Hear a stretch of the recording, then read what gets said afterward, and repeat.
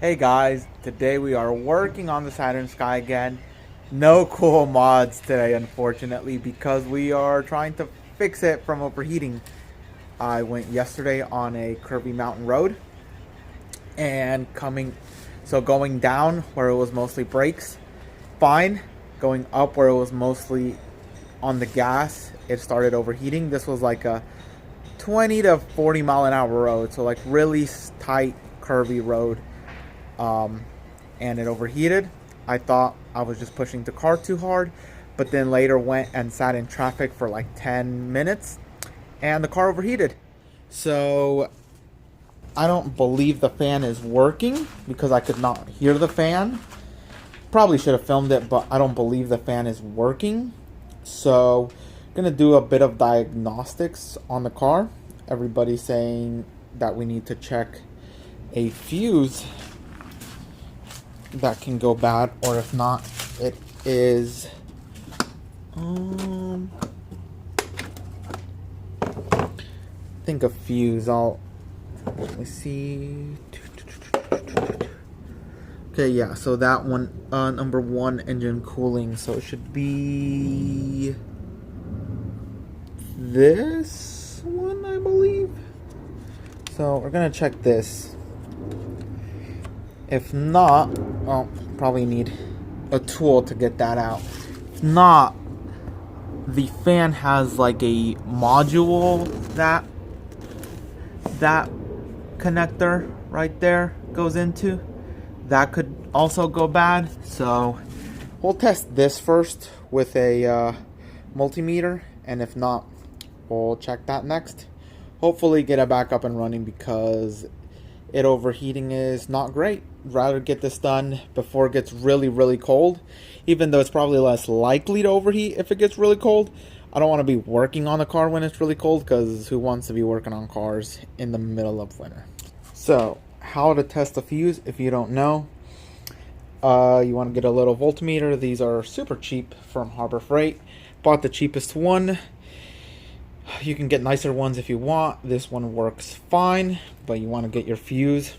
And when you touch these together, see, it's going to go from 1 to about, should be like point 0.3 to 0.4. Again, it doesn't matter as much what it's saying.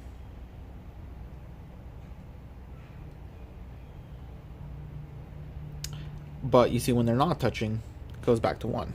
So you want to, kind of hard to do it with one hand, might not be able to, but if you put both of these in here, you want to get that back going to probably not. Yeah, I don't think it's I don't think I can do this one-handed. Let me, oh, maybe.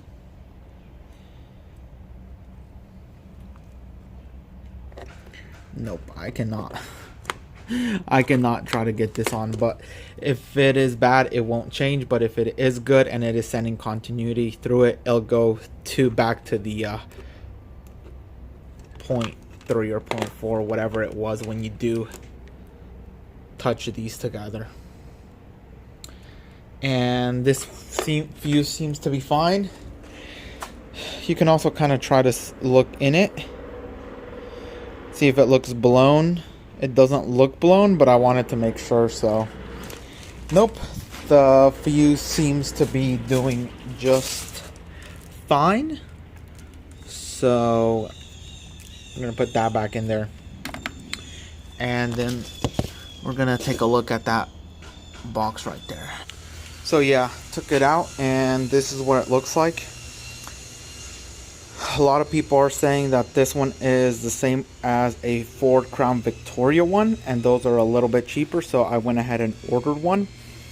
Amazon will overnight it to you for $10, so I went ahead with that. Should be here tomorrow so we can continue the video.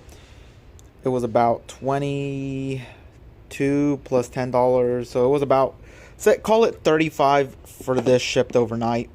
The auto parts store all wanted $150 for this, so rather just wait one day and get it for way less than having to go to the auto parts store. So we'll continue tomorrow, see if that fixes it. I'm hopeful it should, but we will see tomorrow, see what happens.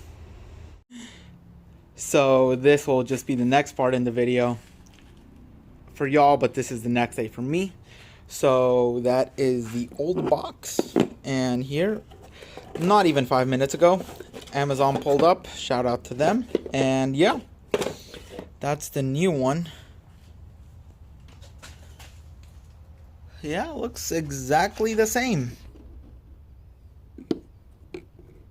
So it should fit. Super easy to install on this. It just goes right in there. You can take the intake off if you cannot reach it. If you have something like this, like a small ratchet with a screwdriver bit, so you can take this off, as it is just one screw holding it on this bracket, going like this, and it is just right there.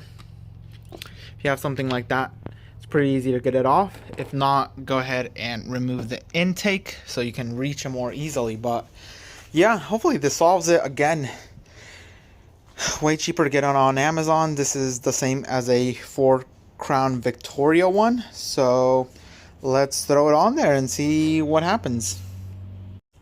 New part is installed right there. I guess all we have left to do is go test drive it, see if it's fixed, and I'll let y'all know. Well, that took a new turn for the best. Psych, I mean for the worst. So the engine light is flashing, and I don't know if you can hear it. You can see the steering wheel shake.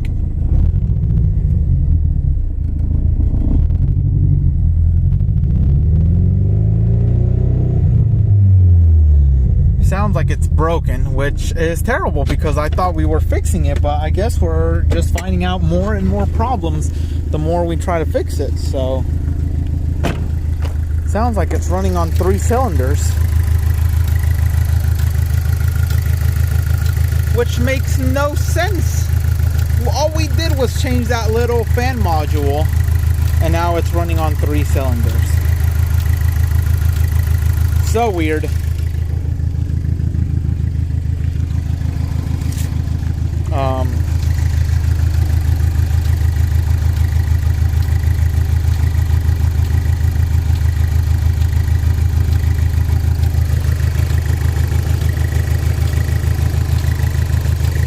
But I guess we'll have to go back home. I don't have any of my scan tools with me, so what can I really do?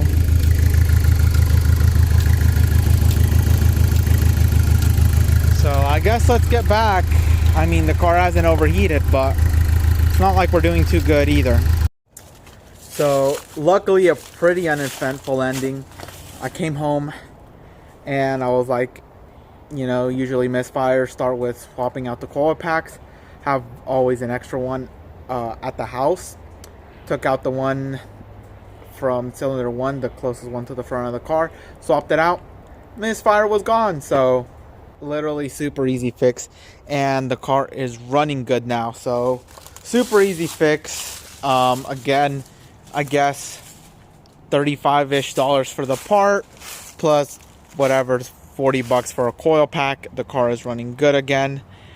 It's looking great, which I'm gonna make a new video on tires, and as you probably noticed, exhaust. So those videos are coming soon, but just wanted to let you know the Saturn is back up and running.